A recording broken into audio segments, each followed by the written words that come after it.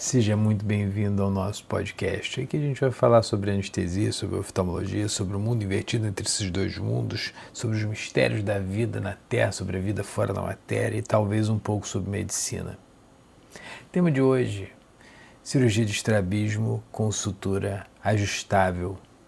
7 passos que você não pode perder para entender um pouco mais sobre esse processo. Fica aqui.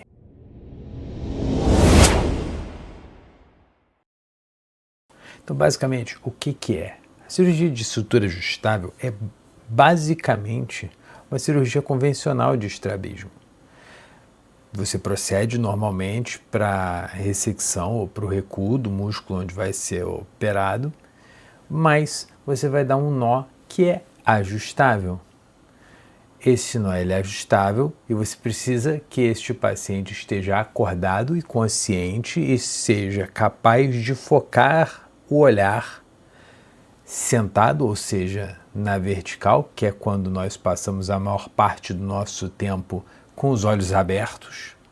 Então o paciente tem que ser capaz de focar e enxergar na vertical para avaliar se essa sutura está na posição correta. E o que se avalia na maior parte absoluta das vezes que tem se feito essa cirurgia, estou falando de 2026? Presença de diplopia.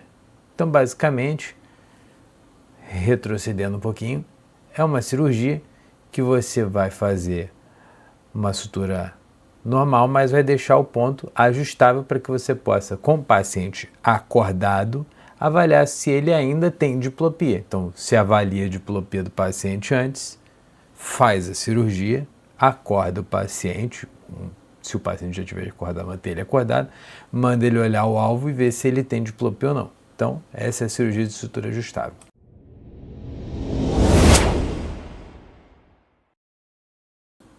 Bom, e se você está pensando que essa cirurgia ela é de hoje, você está levemente enganado. A primeira vez que ela foi citada foi em 1907, por um cara chamado Bielszczowski, como está escrito aqui. Nesse momento, ele deixava um laço exposto na conjuntiva do paciente e reavaliava isso alguns dias depois, só que os pacientes não toleravam muito.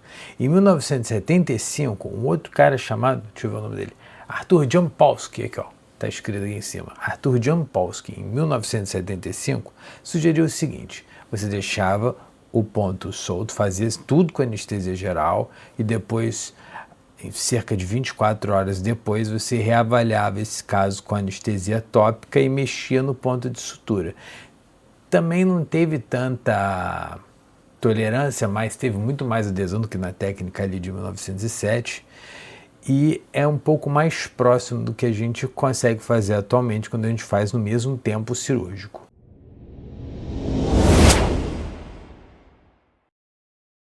Hoje, as indicações que a gente tem estrabismo paralítico, reoperação, defeito de inervação de terceiro ou sexto par, Duane, mas basicamente a indicação mais comum para essa cirurgia é diplopia. Diplopia clínica que você acha que você vai conseguir resolver com a cirurgia de sutura ajustável. Então, hoje em dia, a principal indicação é diplopia.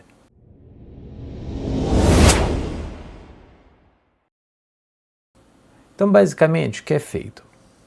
Por mais que você, às vezes, tenha mais de 2 músculos indicados na cirurgia, a cirurgia efetivamente de sutura ajustável, ela vai ser realizada em no máximo 2 músculos, que é o que dá para tolerar de você acordar o paciente no meio da cirurgia, porque é isso que você vai fazer. Você vai sedar o seu paciente, ou você vai fazer anestesia geral, como você quiser proceder para o seu paciente. Antes disso, examina o paciente, avalia o grau de diplopia, faz as medidas que tem que fazer e vai para a cirurgia. Vai fazer bastante anestesia tópica no seu paciente, procede com o grau de sedação ou anestesia geral necessário para manter o seu paciente durante o processo, desperta o seu paciente e ele tem que ser capaz de ser reavaliado para ver se aquele ponto de sutura diminuiu ou não a diplopia daquele paciente. Ou seja, O grau de despertar do paciente tem que fazer com que ele seja capaz de colaborar e entender se ele tem ou não diplopia. E avaliar, obviamente, como ficou a sutura.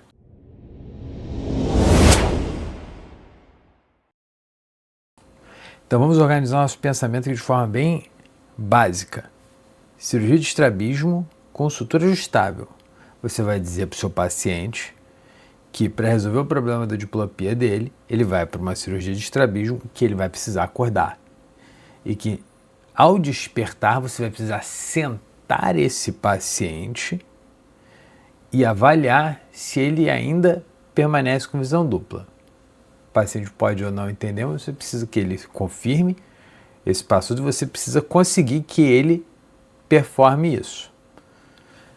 Então, vamos partir para o lado mais fácil, que é a parte do anestésico local. Vai fazer bloqueio no seu paciente?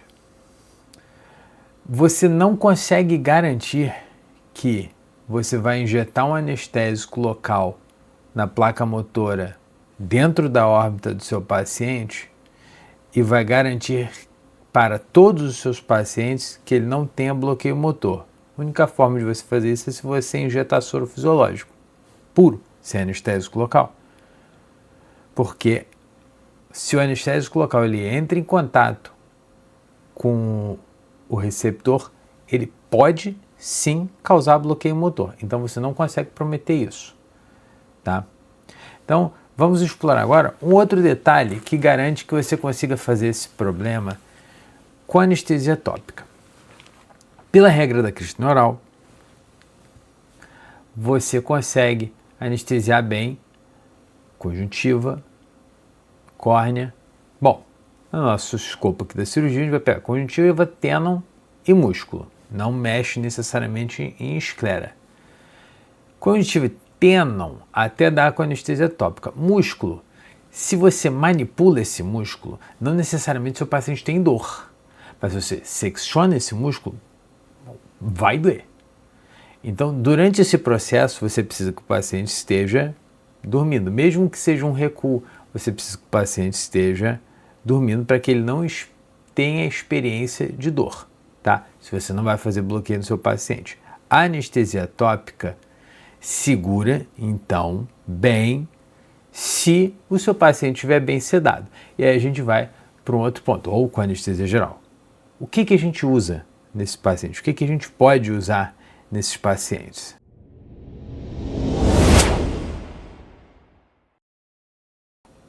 Vamos começar com alguns que eu já vou descartar logo de cara, tipo ketamina.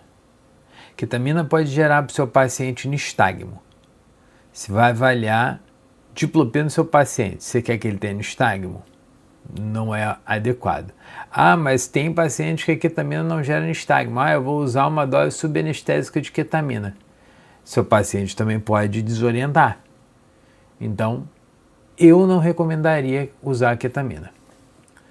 Dexmedetomidina, ótimo remédio, age em receptor NMDA, pode te dar uma boa analgesia. Problema, pode te dar atraso no despertar. Então eu deixaria a dexmedetomidina para alguns casos separados, não usaria em todos. Vamos falar agora de sulfato de magnésio. Dá para usar sulfato de magnésio? Dá, mas você não vai conseguir basear a sua anestesia nisso e não tem em todos os lugares. Então, dá para usar, mas vai ser um pouco mais difícil. Opioide. A gente aí vai depender de qual opioide. Você pode usar morfina? Pode usar morfina. Pode dar atraso no despertar. Você pode usar fentanil? Pode usar fentanil. Seu paciente pode ser que vomite mais tarde, mas vai dar atraso no despertar. Alfentanil?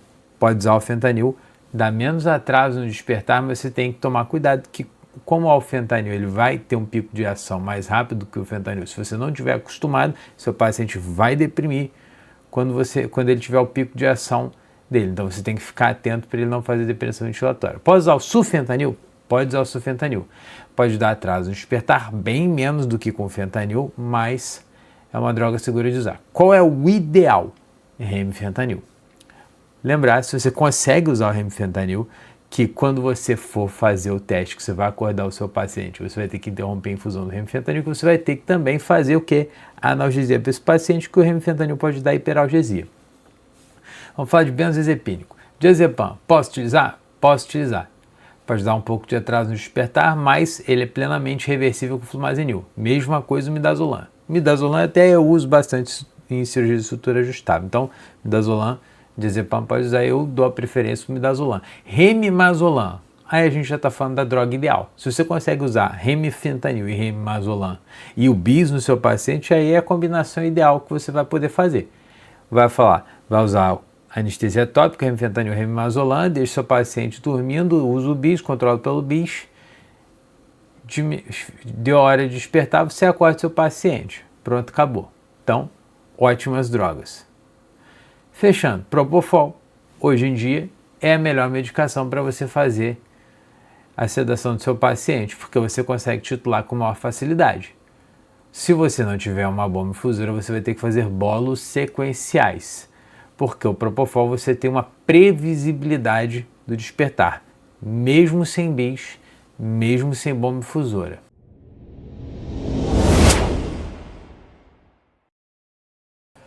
Oi, jovem, mas você não está esquecendo de nada não? Você não está esquecendo dos agentes inalatórios? Olha, livro da lei, ok? Miller, 8ª edição, ano 2014, é o que eu tenho aqui em casa.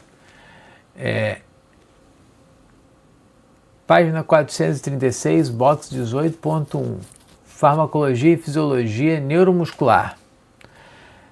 Agentes que causam dessensibilização do receptor colinérgico nicotínico. Tá lá, todos os agentes inalatórios. E na realidade eu não estava nem confirmando essa informação, que na realidade ela diz que eles são capazes de gerar fraqueza muscular. Ok, gera fraqueza muscular. Eu estava querendo confirmar a informação de que o anestésico inalatório acima de 0,1 CAM é capaz de gerar fraqueza muscular em todos os indivíduos. Qual é o problema disso? É só fechar o servo? Não, não é só fechar o servo. Ele demora para entrar em equilíbrio depois para sair da placa muscular, muito mais do que no sítio de ação dele, que é no sistema nervoso central. Então, seu paciente vai estar acordado, mas você não vai conseguir avaliar se ele tem diplopia no contexto em que você está avaliando a musculatura, que vai estar com a ação do anestésico inalatório, porque essa musculatura vai estar fadigada. Então, o seu exame vai estar falseado e você vai atrapalhar o processo de você utilizar anestésico inalatório.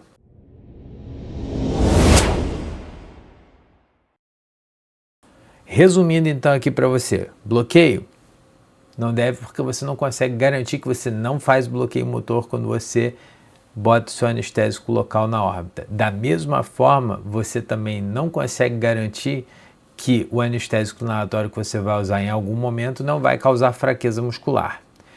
Evitar ketamina por causa do risco de nistagmo, atraso no despertar e desorientação. Deixar o Precedex para casos separados, né, por causa de atraso no despertar. Eu uso fentanil com cautela, tem casos que eu não uso. Né? De opioide, o ideal é usar o remifentanil. De benzodiazepínico, o ideal é usar o remimazolam, mas se você tiver o midazolam, dá para usar. Propofol, por enquanto, vai ser o agente principal do que você vai fazer. Como eu faço? Bastante anestesia tópica no seu paciente, midazolam e propofol. O cirurgião avisa, ele precisa avisar, vai ser a hora da sutura. Flumazenil, espera um tempo, o paciente acorda, você desperta o seu paciente, senta ele e volta só propofol até o final da cirurgia. A partir desse momento, se você quiser usar fentanil no seu paciente, você pode usar, tá? Mas vai aumentar o tempo do despertar. E usar uma boa analgesia pós-operatória para esse paciente, porque isso geralmente pode incomodar.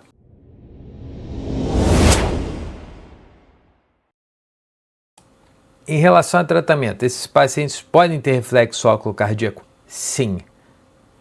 Até lembrando que esses pacientes vão ter uma sedação mais superficial, o que deixa eles com maior risco de fazer reflexo óculo cardíaco.